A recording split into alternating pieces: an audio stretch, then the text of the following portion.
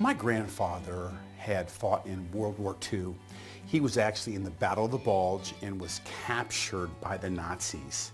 I said, "Were you scared, Grandpa?" He goes, "For God's sakes, Tommy, what do you think? Of course they're gonna kill you." Well, he was a prisoner of war, and after the war ended, he came back home. And he probably was never quite the same, but he was a good grandfather. Took me fishing, things of this nature. Well, when he was older, eventually he had brain cancer, and he was terminal. He was gonna die. And I remember my aunt came to me and she said, "Tommy, you know, I've got this nightmare, fear at night, that I'm gonna go visit my dad at the VA hospital, Grandpa, and they're not gonna resuscitate him. I'm gonna be in the room all alone when he dies. I just can't shake it, Tom.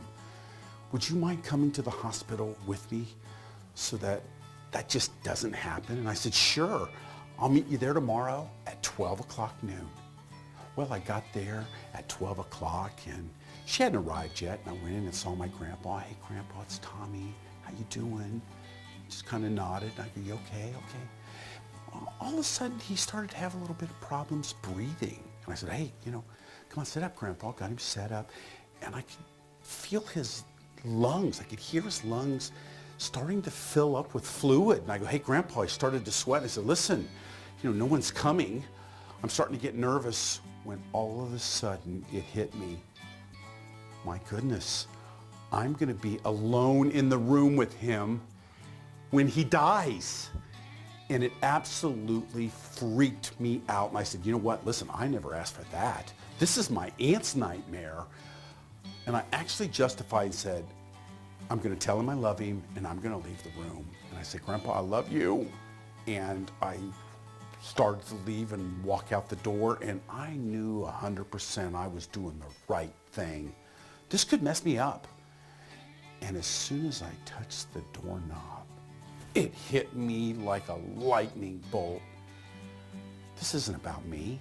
This guy's got to be scared in a room dying by himself.